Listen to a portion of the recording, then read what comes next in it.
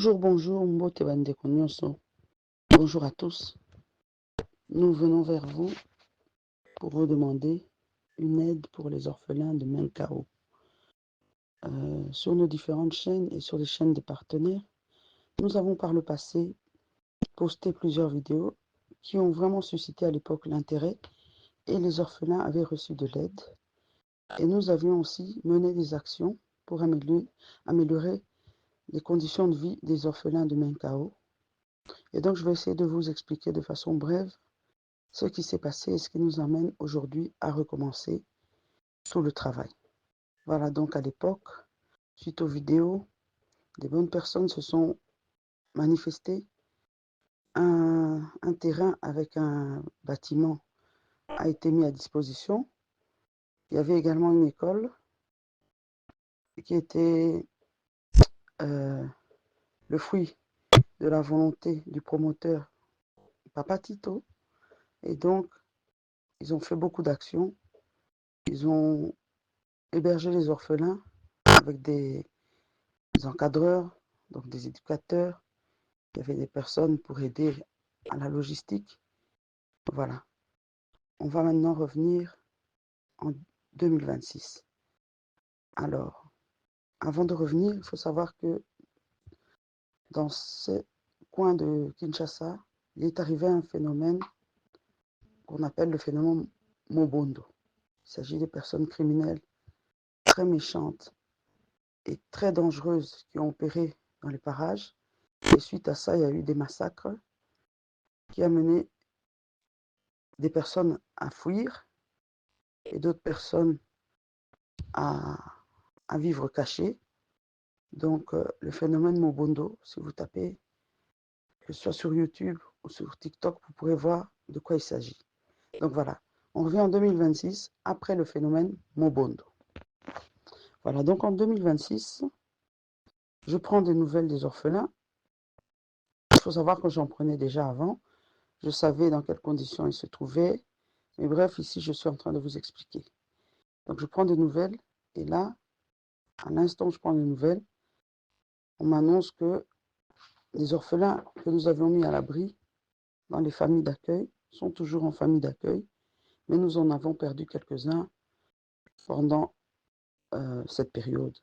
Certains n'ont pas accepté la vie en famille parce que, étant adolescents, c'est difficile de se plier aux règles. Ils se sont retrouvés sans domicile fixe, errants, comme on dit à Kinshasa, ils se sont retrouvés phaseurs, chégués, tout ce que vous voulez.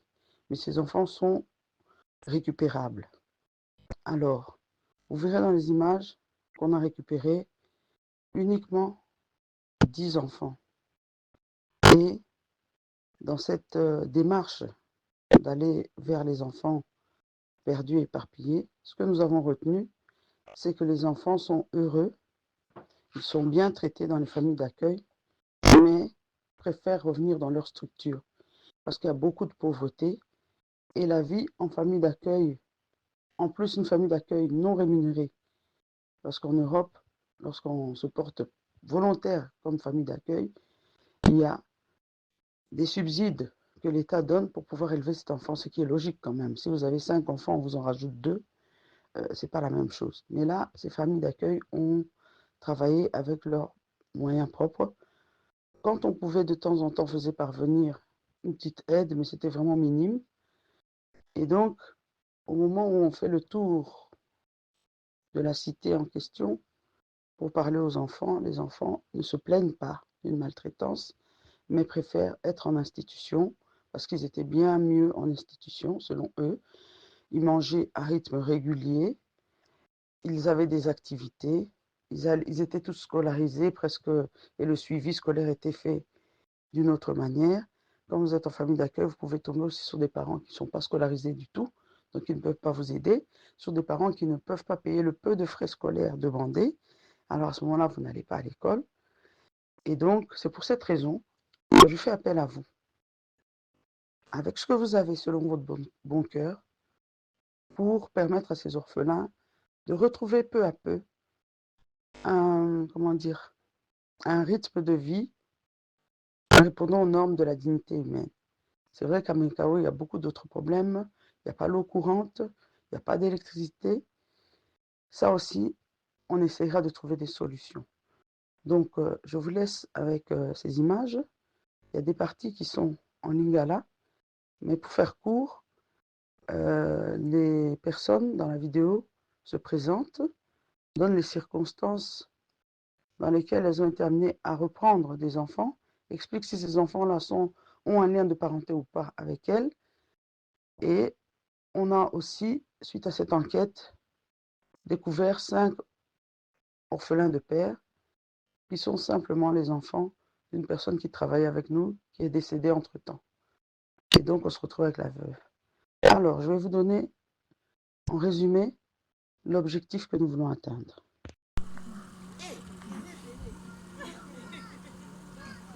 Bonjour, soyez les bienvenus. Vraiment, je suis en train de travailler. Ici, nous sommes au village. Mais oui, je vous aime. Il n'y a pas le corona ici chez nous. On est ça, mais bon. Allez, vraiment. Ça, il n'y en a pas. Nous, comme ça, c'est en famille. Mais je ne sais pas pourquoi en Europe, il y en a. Dieu les a confondus. Oui, oui. Et au quota. Toi là, vous là.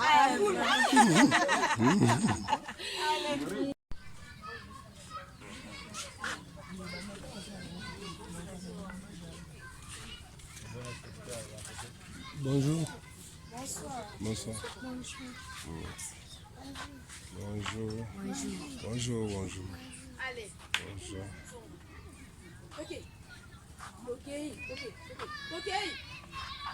Ok.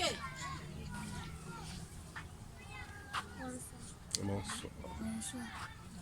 siko toyebi te ya koloba ya toboyi mpe ogado na motema sente mama ye nayebi te olongolaki koloba na ye po eza ya mabe te mpo nga na oyo oyoka sonia olinga loba makasi kasi mpo nga mpe nayoka sitosika lisuli na maboko mpese okote biso kaka baklase totanga te ndi tovandi boye totanga te ndi tosengi lisuli na maboko ata bamai toyoki bamai mosika tokendaka 4 tozonga 7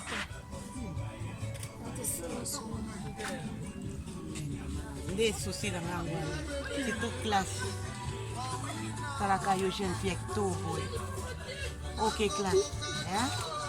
Ok comme ça na septembre, ok classe mais tu vas. amen merci Maboko.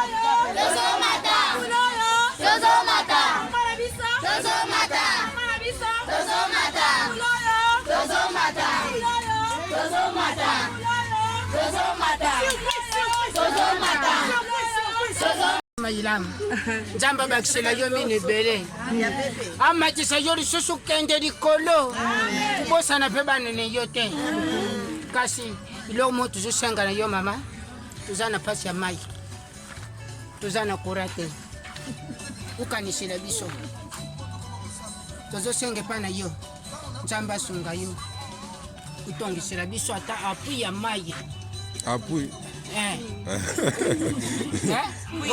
Puis ya maji. Longola. Puis ya maji. Ata isterne ya maji. Ou bien nani awe pana biso tuzaka kana bapano. Mwa bateri ya munene o tuzala ka mudidi te.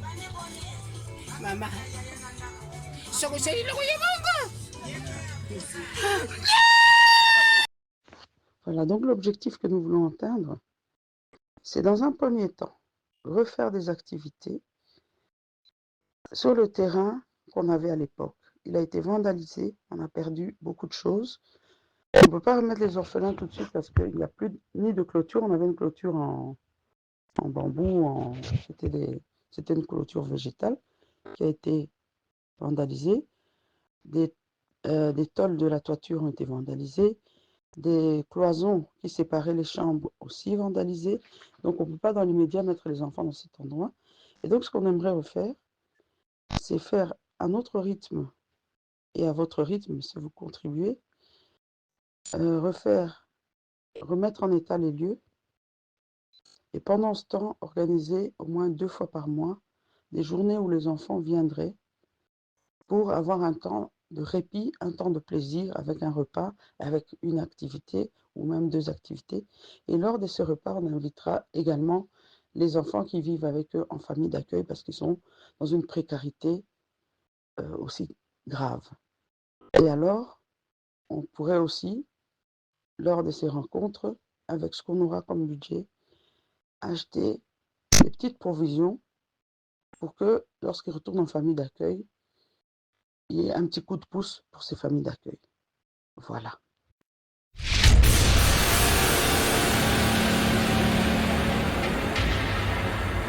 Oui, bonjour à tout le monde. Je suis M. Tito Banewa, que certains connaissent, et je suis accompagné de Madame Lisette Moubia. Nous deux, nous sommes des promoteurs du Collège de la République, qui est au centre-ville à Kinshasa. Et nous avons aussi lancé notre collège ici. Ici, nous sommes à Menkao. Menkao est situé dans la commune de Maluku. Dans la commune de Maluku, et c'était un des quartiers de la commune de Maluku. C'est dans un de banlieues quinois. Alors, besoin peut-être qu'il y a makasi yawa pona bana. Besoin zaki ya makasi yawa pona bana. Après, makambo bébé les kana mboka na biso. Côté ezaki vraiment milieu moko abandonné, éducation peut-être ezaki te. Nde toyaki awa to pensa ki to sala école. Alors, oyo ezali esika oyo biso tozwaki to sala ki école. C'est le collège de la République. Nous avons installé le collège ici. Nous avons eu à fonctionner pratiquement pendant 4 ans, presque pratiquement 4 ans. Et on a érigé ces bâtiments en préfabriqué. Dans un bâtiment Oyo, que vous voyez, nous avons eu pour la première année, nous avons à peu près 95 élèves. Et puis bon, Nandenge tozali ko fonctionner na bana yango mingi bazali orphelin, ce qui nous avait poussé à créer l'orphelinat La Joie d'un enfant. Nous avons créé l'orphelinat La Joie d'un enfant. Oyo bana ne bande ko permettre to tangisa bango gratuitement, surtout na maternelle. To tangisa ki bango gratuitement, mais oyo faki ba futa bonjour. Bana oyo faki ba futa quelque chose à part bana ya orphelinat o bazali ki prise en charge par biso. Totiaki bango batanga awa gratuitement, mais bana mususu essayé bafutara moi quelque chose, mais pendant 4 ans durant on a eu des difficultés parce que ba parents bande ko linga ko futate, mais to bande ko suppléer paiement na fonctionnement et bande ko uta na collège na biso ya Yolo na centre-ville, mais à un moment ça n'a plus tenu, et tango makama mobondo et yaki o boyokaki na plateau. C'est à ce moment-là que tu es obligé. Orphelinat na biso, ba logement ya bana ezaki na bâtiment wana. Na bâtiment wana nde tochaki bana na biso ya orphelinat. Et vous avez cité un bâtiment moko en dope. Ils ont 2 pièces na kati. Ils ont bâtiment en dope. Ils ont 2 pièces na kati. Une partie tu ande kotia bana mibali, une autre partie bana ya basi. Alors to lojaki bango awa, o ezai cours na bango. Ça permettait que batanga facilement na bâtiment Ototiakiwana. Vous allez voir le bâtiment, on va vous expliquer. Et tant makama mobondo yaki bana touré sous ko garder ban awate na ba conditions ezalaki mouvement pena ya makasi ezalaki ya mabe oyo ezalaki que biso moko nanu ba promoteur to se mettre à l'abri pour la sécurité et puis ko sécuriser bana wana.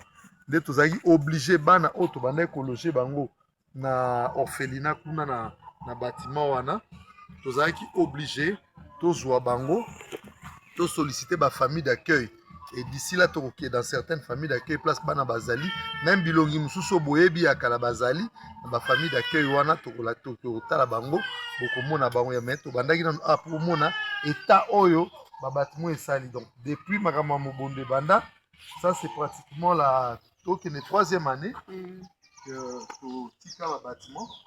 Alors vous pouvez venir madame. Donc pour les avoir vraiment entretenu suscité.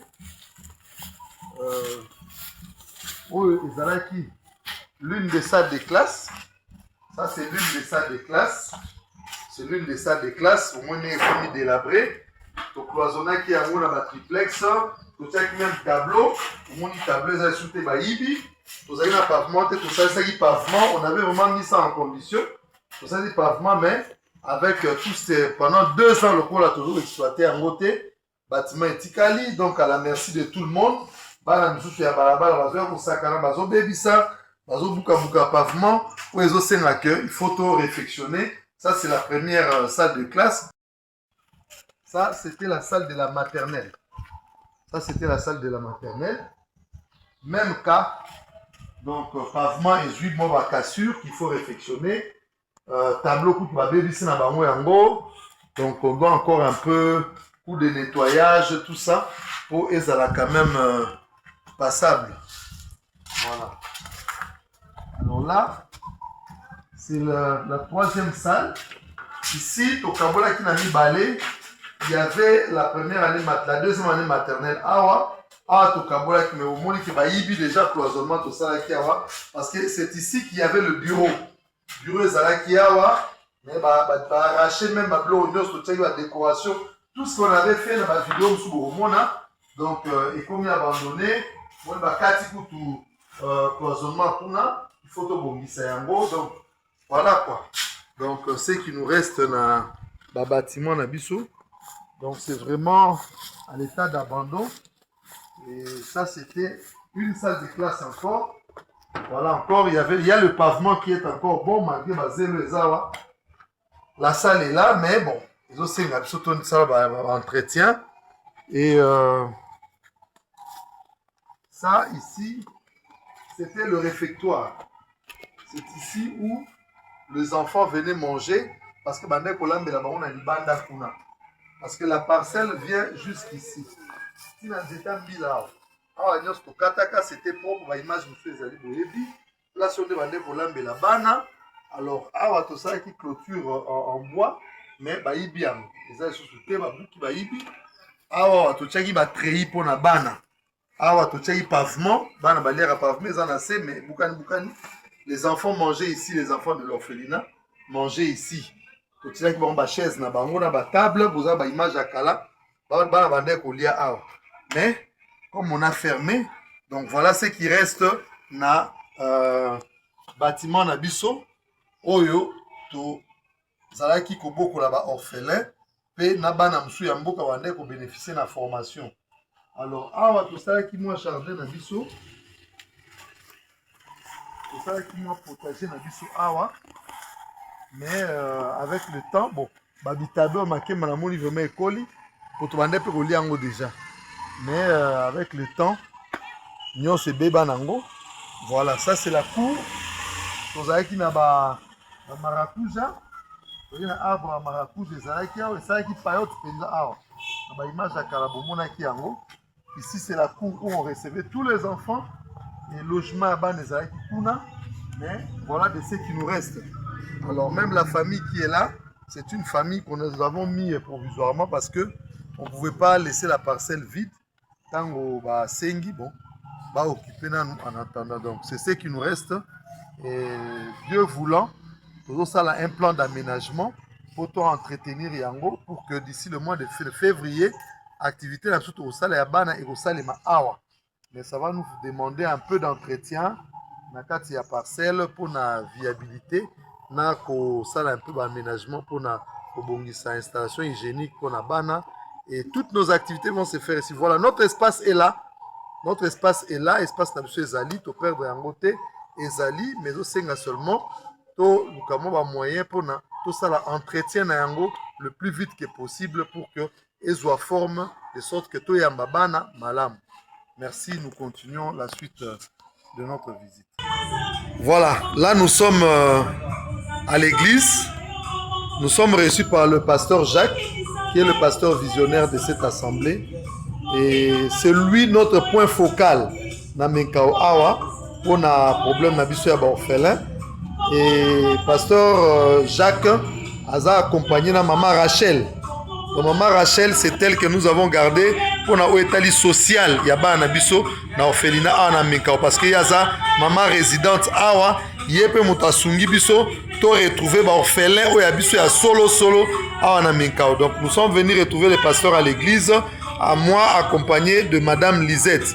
Donc ça c'est l'équipe Otoye de Okutana na Bandeko Bayambi Biso sur place na Menkao. Les autres images vont suivre parce que maintenant là, Toké va tourner maintenant là où il y a des orphelins pour to solana bango, to solana ba famille au bazar, ba famille d'accueil na bango. Pour retrouver Rena, on a le biso, il y a Zana Menkao Awa. Baboti moto tikaki bangobe parmi bana moto tikaki elle a 16 ans mais ye moko azana un mois ya ko abi moko ifano Rena oui ko loba bonjour comment Rena naza orpheline de mère nazaki na orphelinat batikaki biso mais tosenga bameka un peu kosunga biso la place basukaki na biso ameka un peu kosunga biso mpona ezalaki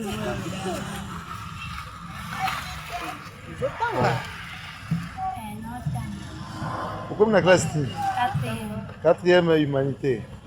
Comme la 4e humanité cette année tangi te parce que na la famille d'accueil totikaki bango possibilité en tangi yango cette année atangi te faut dire la vérité aotanga te azali mais azoya kaka église et pas pasteur azo continuer de pasteur aza sous encadrement ya pasteur Jacques. Okay. En tout cas moi to sengi ka lisuni na lui on me fait ko sunga bango parce que baza ba ofele bosinga ka aide ba fuma la posa kutanga ba fuma la posa kinya ba fuma la posa esengo ba parents bango ba pesa bango te on me ka un peu ko pesa. Merci. Nous sommes dans la famille Moussessi. Nous avons un cas ici. Lui, il s'appelle Gracia. C'est parmi, oui, c'est parmi nos orphelins. Là, on a trouvé déjà un cas urgent. Il y a rougeole. Donc déjà là, il est frappé par la rougeole. Nous sommes en train de voir comment est-ce qu'au plus tard, demain samedi ou dimanche, pour que nous puissions intervenir. Parce qu'il faut avoir besoin d'urgence. Lui, il a 4 ans, orphelin de mère et de père. Là, c'est la grand-mère. Koko avandana bangoye, bano misato, bavandana grand-mère na Menkao. Oya mukio yazana 2 ans. Elle a perdu sa maman. Maman koufa quand? 11e mois, le 19, oui. Il y a année passée? Il y a 2025. Donc, elle a perdu sa maman. Elle avait 1 année. Elle a perdu sa maman. Des grands-mères n'a eu en charge. Bazali avant d'aka na grand-mère. Grand-mère pas dans la mobilité. Maman aux mobilité. Donc, bana o misatu de tozai na bango. Parmi bana o yabiso na Menkao. Donc, c'est 2 filles na garçon moko.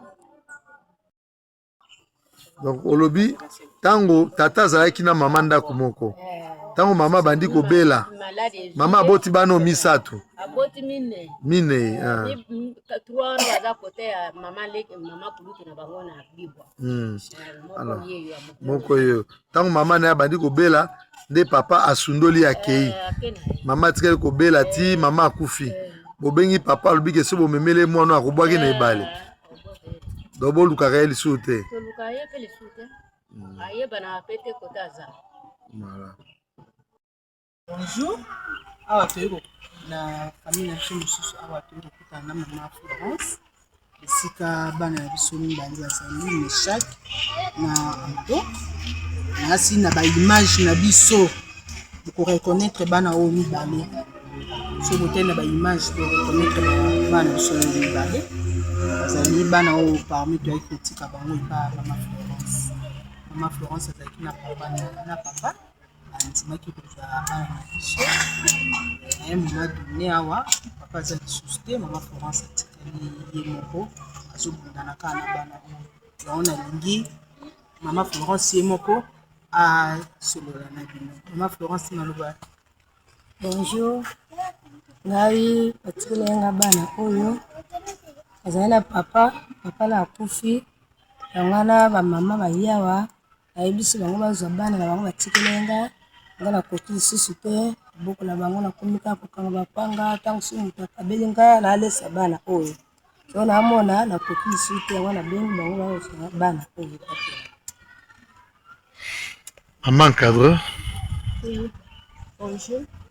Bana oyo baza déjà bana oyo bazalaki déjà na kati ya formation malgré makambo ezalaki mwa kosuka me esukaki te na moment oyo bana biso torécupéré bango tozozwa bango mpona kokisa oyo eza ke bisika oyo tosuka te tokóma na suka en tout cas vraimen botika biso te bosoutenir biso to encadre bana okomi te mama oyo akomi zala na suka azokoka te akomi kuta mposa azongisela biso bana me bosukuna biso boyede biso tokomisa bana oyo vraimen na suka topesa bango oyo bazozanga bavi na bango.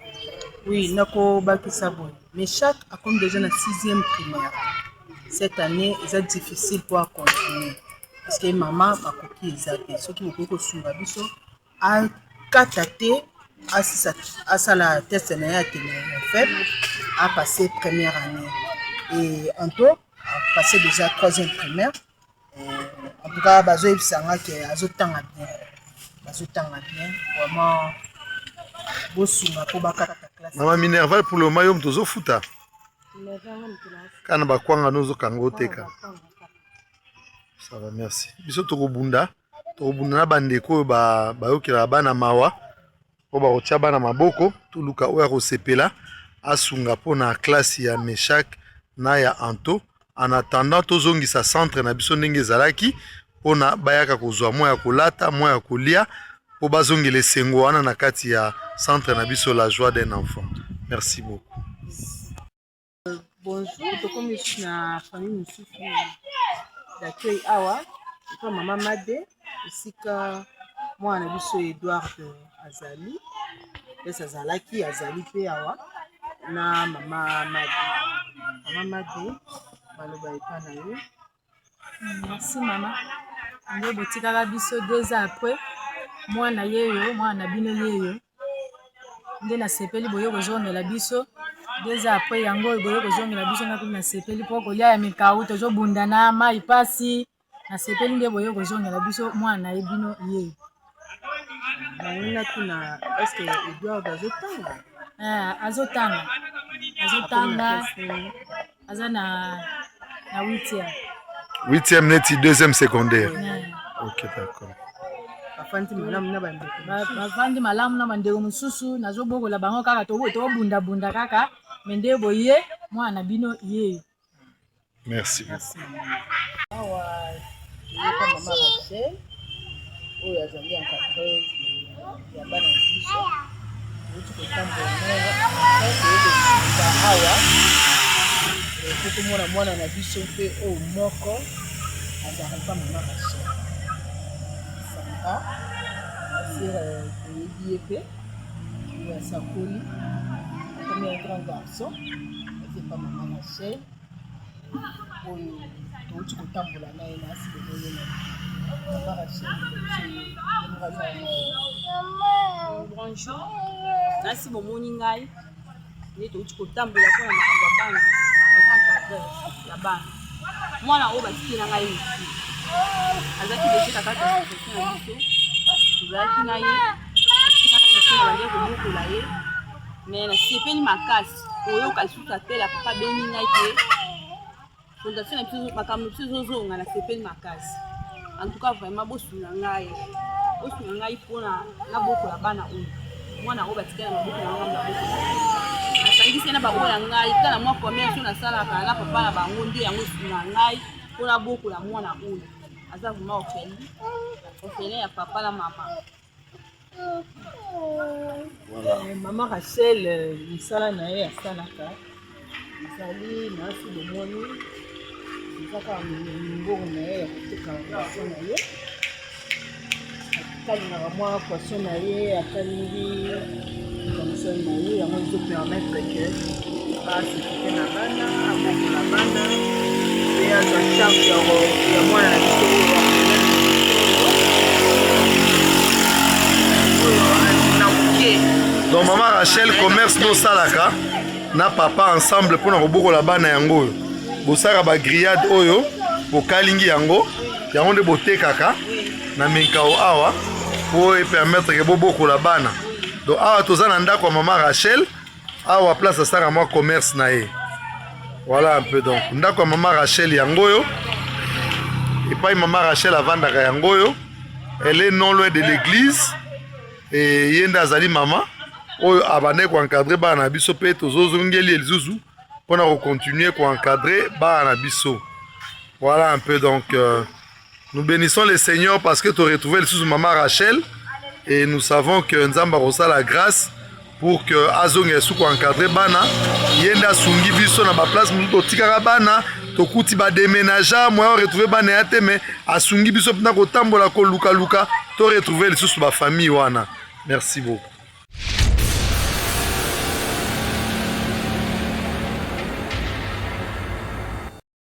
Côté la musique, voilà. Nous sommes là avec maman Lisette, l'équipe, nous sommes là et avec maman et nos 5 orphelins. Ces 5 orphelins, ce sont nos enfants. Le plus petit, c'est lui-là. Il a combien d'années? 3 ans. Voilà. Il a 3 ans et na bayaya mibale oyoyo babamba bana oyo papa na bango aza orphelin azalaki pasteur na biso tozalaki na ye azalaki parmi ba encadreur na biso na ONG La Joie d'un enfant na orphelinat na biso azalaki na bana na ye ye mutu abandaki koki otokela bana mai na moto andaki kotokela bana mai na moto mais papa aya kosala accident akufaki et atika famille ndenge bazali boye. Toyokuta bango mama na bana ça fait plus de 2 ans hein?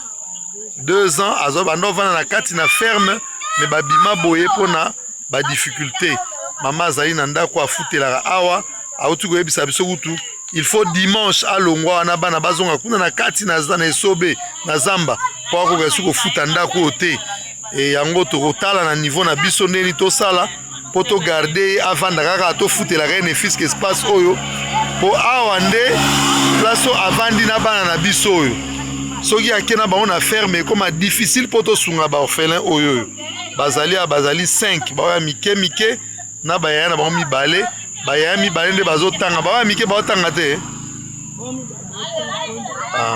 non c'est maman tozo solo là non Dieu est le maître de temps et de circonstances. Voilà tendre c'est voilà donc moi pas si tôt comprendre maman elle a chagrin à kanisi papa et aza jeune maman mais elle a décidé de rester à Bokola bana ye donc bazali 5 dossier na bango to retransmettre bino yango bandeko na kati ya collège pour bo to baneni to sala. C'est vraiment une famille oh la famille na biso ya La Joie. Nous devons aider ces enfants. Bazali wana bango nyoso 5 enfants avec leur maman. Ça fait 2 ans ils sont seuls, abandonnés des familles, personne vient à leur aide. Tant que y a moi pour tenir butu parce que maman comment que ça ba coup de na bilanga pour trouver de quoi à nourrir ses enfants. Né tozo senga vraiment assez que SOS pour na bana d'urgence et permettre à ce que to sunga bango to venir bango en aide. Dossier na bango to retransmettre yango na groupe pour que to ebandeni to ko venir bango en aide. Voilà. Je pense qu'il n'y a pas grand-chose, maman Lisette. Il n'y a pas grand-chose, mais la ligne qui l'a rappelé. Courage, petite sœur. Hein? Vidéo, tout nous, ça on est là. Hein? Tant que tu vas aller au Yambaba, na orphelin. Na centre kuna. Ils ont la papa, oya bandaki ko se sacrifier, ko kin retoke la bana wana mai, ko ya ko skole la bana o bazalaki wana bilamba. C'était le papa Moïse. Na si bomonaki na bomona ba vidéo, ça sera la prière avant to banda manifestation. C'est celui-là. bana na ye bango batikala tozwi bana wana en charge. En tout cas mama aza ye moko ti lelo adeside afanda abukola bana na ye toye tozwa bana na biso ya mike en charge bazala na la joie d'un enfant po tolakisa bango ke même si papa azali te bapapa ebele bazali yango bapapa ebele oyo bozali na kati ya la joie oyo bozotala biso bana na bino bango desela 2 ans papa asika bango papa wana oyo abandaki kosakrifie bana na ye oyo po akende kotokela bana wana kuna bamai kosukolela bango bilamba lelo papa wana aza te tokanisa papa tokanisa bana wana. Merci beaucoup. Ok, merci mama. Bon, na sûr que na mbala sima tokozwa mama tokozwa interview à mama tokosola na ye bana na biso bango. Les amis, vous me regardez non? Ah botalanga ko aïe aïe aïe aïe aïe aïe aïe aïe aïe aïe aïe aïe. Merci beaucoup. Je vous remercie d'avoir regardé cette vidéo. Partagez-la. Et je voulais juste vous dire quelque chose. En ce moment, dans les orphelinats, il y a beaucoup d'abus. Dans le chef des personnes, parfois, qui s'occupent des enfants, il y en a qui font des orphelinats pour des raisons autres que des raisons sociales, on va dire. Mais cela ne nous freinera pas. Parce que nous sommes un collectif de plusieurs personnes qui se mettent ensemble chaque mois pour contribuer et apporter un bien-être à des orphelinats. Parfois, nous travaillons dans un même orphelinat pendant 1 an. Parfois, nous allons dans cet objectif dans un orphelinat et la collaboration s'arrête parce que les gens ne supportent pas les pièces justificatives. Et nous fonctionnons beaucoup avec les pièces justificatives, c'est-à-dire que si dans le collectif on contribue pour payer le Minerval des enfants, il va falloir qu'on aille dans l'école en question vérifier s'il y a bien un Minerval qui est dû, et s'il est dû, nous payons et nous recevons un reçu en retour. Donc nous travaillons avec transparence et c'est pour ça que nous faisons des vidéos. Ce n'est pas pour s'honorer, pour dire que nous sommes spéciaux, mais c'est pour permettre aux personnes qui ont contribué de voir l'évolution. On est parti du point A vers le point B. Alors je vous mets ici les différents moyens qui vous permettront de contribuer. Et si vous avez des questions, vous pouvez aussi formuler votre question par écrit ou par message audio. Évitez les appels via le WhatsApp qui sera affiché ici. Et là, je pourrai vous répondre directement. Et si vous avez des suggestions, si vous avez des corps de métier sur place à Kinshasa qui pourraient nous faire un prix social pour arranger quelque chose pour ces enfants, vous pouvez aussi vous manifester. Voilà. Que Dieu vous bénisse tous.